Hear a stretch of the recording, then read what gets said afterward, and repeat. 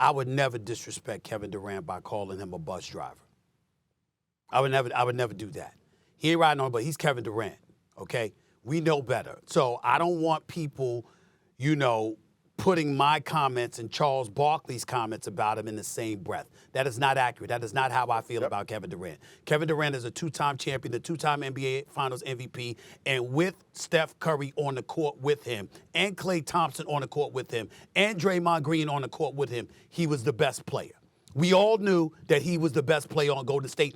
And even with Steph Curry's 4 titles, we still know Kevin Durant is the best player. It would be the best player on the court right now for the Golden State Warriors. There is no question. It wouldn't have even been a series against Boston if Kevin Durant was there. They would have won the title. They would have three-peated in Toronto if Kevin Durant was there. We understand how big time this brother is. So I don't want my comments compared to Barkley's comments. They are not the same. That's number one. But where I will push back on you is that I would ask you to really remember the point that I brought up.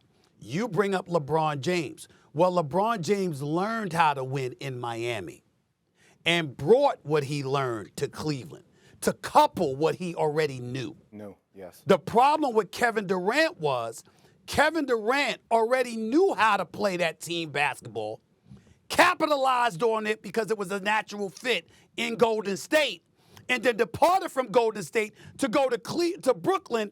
And in Brooklyn, it resembled a style that he said he wanted to walk away from, which was why he went from OKC to Golden State. You see the difference? Yeah. LeBron goes to Miami, brings it to Cleveland. Yeah.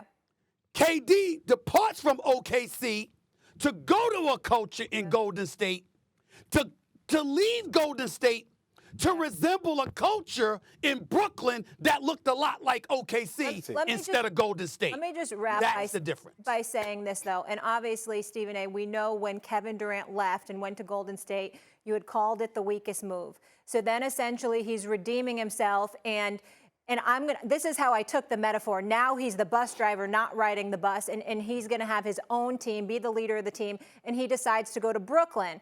And what I understand from what you've said in the past is the issue you took with that is that he chose to bet on the wrong guy. He chose Kyrie Irving, and that was the wrong decision if you're choosing Kyrie versus Steph Curry. But when it's all said and done, this particular last season, you cannot put this part on Kevin Durant. Nobody could have predicted this. Nobody could have predicted that he wouldn't have gotten back. Well, let me just finish. It is an isolated incident, and I know you said there were maybe some issues and red flags prior, but at the end of the day, they still have the second best odds right now to win the title again next year, and the story isn't over. It's not over. Molly, with all due respect, Molly, you don't get to say that. I have to respectfully disagree with you. You don't get to say that. The fact of the matter is that that's your guy. You know him. And so as a result of that, all of that comes with it when you're assembling a roster. Right now, Kyrie Irving, the basketball player, can walk out and get $50 million a year and no one would blink because we know how spectacular he is. But the hesitancy comes from the standpoint of, okay, what are we getting? So as an executive, you're asking these questions. Well, in Brooklyn, remember, Steve Nash had 0 experience. So hypothetically, Jay and Molly, if we look at Steve Nash and we say, all right, there's a learning curve there, and there's some things that you have to know, et cetera, et cetera. Well, who endorsed him? Those two endorsed him. And so when you want that leadership, Molly, you take what comes with it. If I'm sitting up here, listen, we're on First Take.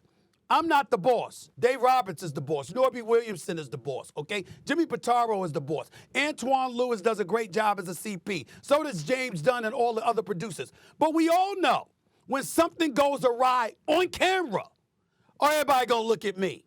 And so as a result of that, guess what? I have a responsibility when it comes to this show with anything that pertains to it. Kevin Durant is the face of the Brooklyn Nets franchise. Stephen A. So you got to take it all.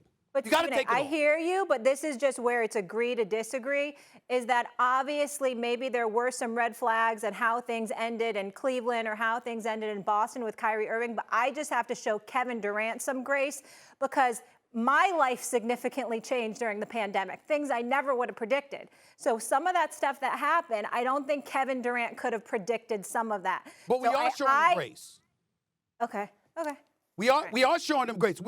We're recognizing his greatness. We're appreciating how wonderful and great he is and what a treasure he is to the game. But in the same breath, we know the environment that you were once in. And so if you're sitting there and you're literally winning and you're about championships and you depart from that environment before anything transpires, people going to look at that. Though, when he did that. People hated on him when he went to, we have to go. Sam's going to kill me, our producer, but we have to go. But people hated on him when he went to Golden State. You know, until he won, and then we said he won. And then he's trying to make it right, and he's trying to do it on his own. And I'm just saying, some of those scenarios, nobody could have predicted that. Nobody could. We know that. Global pandemic. I agree with that. Well, leave it there. Totally.